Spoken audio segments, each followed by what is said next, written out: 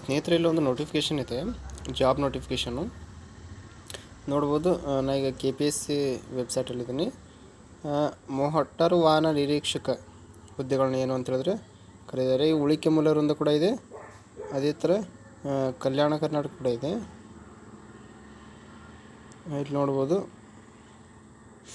Motor ವಾಹನ ನಿರೀಕ್ಷಕರು ಉಳಿಕೆ ಮೂಲರಿಂದ ಇದೆ, ಕೆಳಗಡೆ ಹೈದರಾಬಾದ್ ಕರ್ನಾಟಕ ಇದೆ. ಇದು ಏನು ಅಂತ ಹೇಳಿದ್ರೆ ಅಧಿಸೂಚನೆ ದಿನಾಂಕ 14/3/2024 ನೋಟಿಫಿಕೇಷನ್ ಹೊರಡಿಸಲಾಗಿತ್ತು. ಈಗೇನು ಅಂತ ಹೇಳಿದ್ರೆ application starting date 30/5/2024 application last date ಬಂದುಬಿಟ್ಟು 30/6/2024 ಬಿಟ್ಟಿದ್ದರು. ಬಟ್ ಏನು ಅಪ್ಲಿಕೇಶನ್ ಸ್ಟಾರ್ಟ್ ಆಗಿರಲಿಲ್ಲ, ಅಪ್ಲಿಕೇಶನ್ ಏನಾಗಿರಲಿಲ್ಲ, ಇನ್ನೂ ಸ್ಟಾರ್ಟ್ ಆಗಿರಲಿಲ್ಲ, ಮೊದಲೇ ಬಿಟ್ಟಿದ್ದಿಲ್ಲ ಇದು ಅಧಿಸೂಚನೆ. ಬಟ್ ಇವಾಗ ಏನು ಅಂತ ಹೇಳಿದ್ರೆ ಈ 30/5/2024 30/6 ಅಂದರೆ ಜೂನ್ 1 ತಿಂಗಳು 1 ಮಂತ್ ಕಂಪ್ಲೀಟ್ ಏನು ಅಂತ ಹೇಳಿದ್ರೆ ಅಪ್ಲಿಕೇಶನ್ ಹಾಕಲಿಕ್ಕೆ ಅವಕಾಶ ಕೊಟ್ಟಿದ್ದಾರೆ. ಏನಿದೆ, ಯಾವ ಥರ ಇದೆ ಹುದ್ದೆಗಳು ಅಂತೇಳಿ ನೋಡೋಣ ಬನ್ನಿ.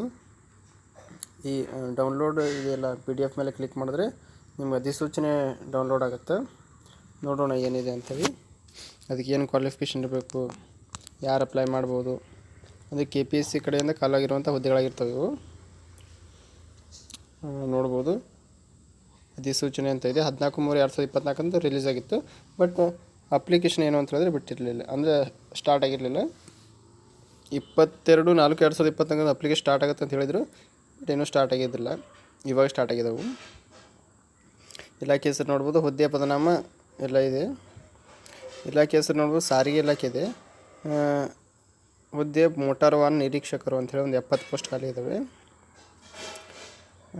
ಇಲ್ಲಿ ನೋಡ್ಬೋದು, ಇದಕ್ಕೆಲ್ಲ ಏನೇನು ಇರಬೇಕು ಕ್ವಾಲಿಫಿಕೇಷನ್ ಅಂತ ಹೇಳಿದ್ರೆ ಆನ್ಲೈನ್ ಮೂಲಕ ಅಪ್ಲಿಕೇಶನ್ ಹಾಕ್ಬೇಕಾಗತ್ತೆ.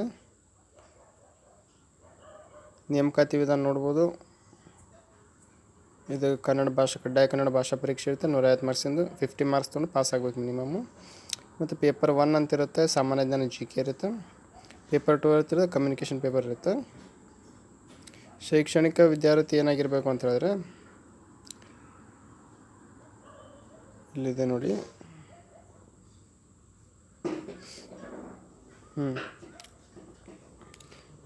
ವೇತನ ಶ್ರೇಣಿ ಬಂದುಬಿಟ್ಟು 33,450ರಿಂದ 62,600ವರೆಗಿದೆ. ನೋ ಕ್ವಾಲಿಫಿಕೇಷನ್ ಬಂದುಬಿಟ್ಟು must have passed SLC examination R equivalent qualification ಆಗಿರಬೇಕು, ಅಂದರೆ SLC ಪಾಸ್ ಆಗಿರಬೇಕು. ಮತ್ತು must possess A diploma in automobile engineering of 3 years duration R diploma in mechanical engineering of 3 years duration awarded by institution recognised by central government or state government. ಅಂದರೆ SLC ಮೇಲೆ diploma engineering ಆಗಿರಬೇಕು. ಅದು ಯಾವುದ್ರಲ್ಲಿ ಅಂತ automobile ಆಗಿದ್ದು ನಡೆಯುತ್ತೆ, ಅಥವಾ mechanical engineering ಆಗಿದ್ದು ನಡೆಯುತ್ತೆ, ಅಥವಾ ಮೆಕ್ಯಾನಿಕಲ್ ಇಂಜಿನಿಯರಿಂಗ್ ಆಗಿರಬೇಕು. ಅರ್ಥ ಆಯಿತಾ? ಸ್ಟೇಟ್ ಅಥವಾ ಸೆಂಟ್ರಲ್ ಗೌರ್ಮೆಂಟಿಂದ ರಿಕಗ್ನೈಸ್ ಆಗಿರುವಂಥ ಇನ್ಸ್ಟಿಟ್ಯೂಟ್ ಎಲ್ಲ ಆಗಿರಬೇಕು ನಿಮ್ಮದು ಡಿಗ್ರಿ, ಯಾವುದೋ ಡಿಪ್ಲೊಮಾ.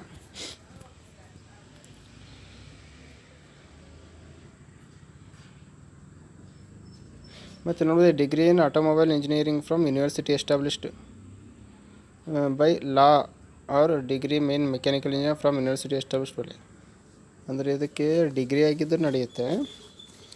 ನೋಡ್ಬೋದು, ಇಲಾಖೆ ಸ್ಪಷ್ಟೀಕರಣ ಪಡಿಸಿ ಕಾನೂನಾತ್ಮಕ ಸ್ಥಾಪಿಸಲಾದ ವಿಶ್ವವಿದ್ಯಾಲಯದಿಂದ ಹೊಂದಿರುವ BTech ಆಟೋಮೊಬೈಲ್ ಇಂಜಿನಿಯರಿಂಗ್ ಅಥವಾ BTech ಮೆಕ್ಯಾನಿಕಲ್ ಇಂಜಿನಿಯರ್, ಆಟೋಮೊಬೈಲ್ ಅಥವಾ ಮೆಕ್ಯಾನಿಕಲ್ ಆಗಿರಬೇಕು ವಿದ್ಯಾರ್ಥಿಯನ್ನು, BTech ಆಗಿದ್ದು ನಡೀತಾ. ಮಸ್ಟ್ ನೋಡ್ಬೋದು. ಮತ್ತು ಏನಾಗಿರಬೇಕು ಅಂತ ಹೇಳಿದ್ರೆ holding a driving licence authorising to drive the motor cycle with gear and light motor vehicles. Must pass 3 following minimum physical standards ಇರಬೇಕು. ಫಾರ್ ಮೆನ್ ಹೈಟ್ ಇರಬೇಕು 168, ಚೆಸ್ಟ್ ಗರ್ತ್ 86 ಸೆಂಟಿಮೀಟ್ರ್ ಇರಬೇಕು, men fully expanded. For women ನೋಡ್ಬೋದು 157 ಇರಬೇಕು, weight 49 kg ಇರಬೇಕು. ಅಂದರೆ ಫಿಸಿಕಲ್ಲಿನೂ expect ಮಾಡ್ತಾ ಇದ್ದಾರೆ ಇದಕ್ಕೆ. ಅರ್ಥ ಆಯ್ತಾ?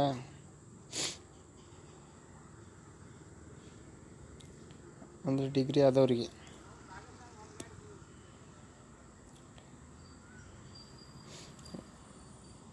ಅಥವಾ ಡಿಪ್ಲೊಮಾ ಆಗಿದ್ದರೆ ಕೂಡ ನಡೆಯುತ್ತೆ. ಇದು ಅಥವಾ ಇದು ಎರಡರಲ್ಲಿ ಒಂದು ಕ್ವಾಲಿಫಿಕೇಷನ್ ಇರಬೇಕು.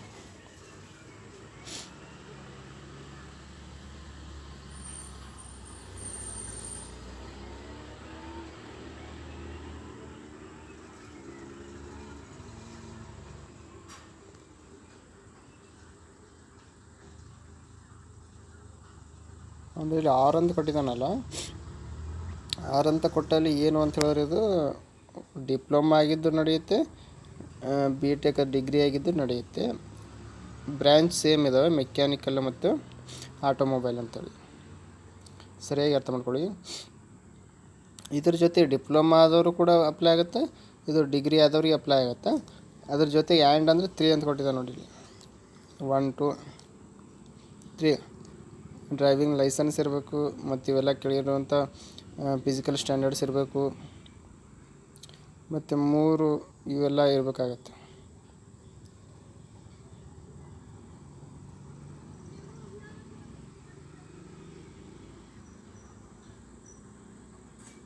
ಇಲ್ಲಿ ನೋಡ್ಬೋದು, ತೃತೀಯ ಲಿಂಗ ಅಭ್ಯರ್ಥಿಗಳಿಗೆ ಸರ್ಕಾರದ ದಿನಾಂಕ 7/3/2024 ಪತ್ರದನ್ವಯ ತೃತೀಯ ಲಿಂಗದ ಅಭ್ಯರ್ಥಿ ಮೀಸಲಾತಿ ಕೋರಿ ಅರ್ಜಿ ಸಲ್ಲಿಸುವ ತೃತೀಯ ಲಿಂಗದ ಅಭ್ಯರ್ಥಿಯು ತಾನು ಪುರುಷನೆಂದು ದೃಢೀಕರಣ ಪ್ರಮಾಣಪತ್ರವನ್ನು ಸಲ್ಲಿಸಿದಲ್ಲಿ ಅವರಿಗೆ ಪುರುಷರಿಗೆ ನಿಗದಿಪಡಿಸಿದ ದೈಹಿಕ ಮಾನದಂಡಗಳನ್ನು ಹಾಗೂ ತೃತೀಯ ಲಿಂಗದ ಅಭ್ಯರ್ಥಿಯು ತಾನು ಮಹಿಳೆ ಎಂದು ದೃಢೀಕರಣ ಪ್ರಮಾಣಪತ್ರವನ್ನು ಸಲ್ಲಿಸಿದಲ್ಲಿ ಅವರಿಗೆ ಮಹಿಳೆ ನಿಗದಿಪಡಿಸಿದ ದೈಹಿಕ ಮಾನದಂಡಗಳನ್ನು ಅಳವಡಿಸಿ ಆಯ್ಕೆ ಪ್ರಕ್ರಿಯೆ ನಡೆಸಲಾಗುವುದು ಅಂತೇಳಿ.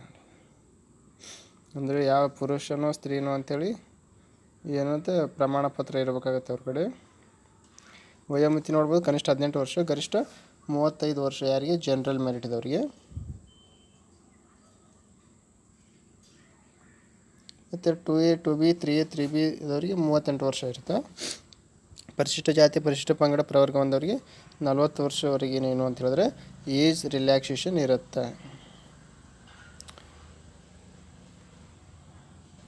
ನೋಡೋ ಮೀಸಲಾತಿ ವಿವರ ಕೂಡ ಇದೆ. ಪರಿಶಿಷ್ಟ ಜಾತಿ ಇತರೆದವ್ರಿಗೆ 2 ಇದ್ದಾವೆ, ಮಹಿಳೆಗೆ 5 ಇದ್ದಾವೆ ಪರಿಶಿಷ್ಟ ಜಾತಿಯಲ್ಲಿ. ಗ್ರಾಮೀಣ 3, ಮಾಜಿ ಸೈನಿಕ 1, ಒಟ್ಟು 12 ಪೋಸ್ಟ್ ಇದ್ದಾವೆ. 12ರಲ್ಲಿ 5 ಮಹಿಳೆಯರಿಗಿದಾವೆ ನೋಡಿ. ಏನು ಮಾಡಬೇಕು? 7 ಪೋಸ್ಟ್ ಉಳ್ಕೊಂಡು. ಪರಿಶಿಷ್ಟ ಪಂಗಡ ನೋಡ್ಬೋದು, ಒಂದು 50% ರಿಸರ್ವೇಷನ್ ಆಯ್ತದೆ. ಪರಿಶಿಷ್ಟ ಪಂಗಡ ನೋಡ್ಬೋದು, ಮಹಿಳೆ 2 ಇದೆ, ಇತರೆ 1 ಇದೆ, ಒಟ್ಟು 5 ಪೋಸ್ಟಲ್ಲಿ 2 ಮಹಿಳೆಗಿದೆ. ಗ್ರಾಮೀಣ 1, ಮಾಜಿ ಸೈನಿಕ 1.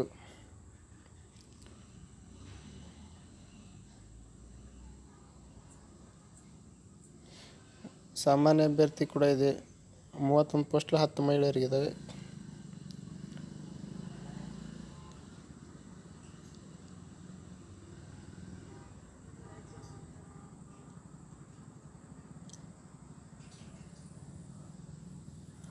ಇದು ಒಂದು ನೇಮಕಾತಿ ಸೂಚನೆ ಆಗಿದೆ ಸ್ನೇಹಿತರೆ.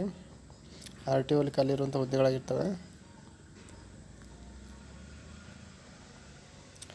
ಯಾರ್ಯಾರು KPSC ಟ್ರೈ ಮಾಡ್ತಿದ್ರು ಅಪ್ಲಿಕೇಶನ್ ಹಾಕಿ.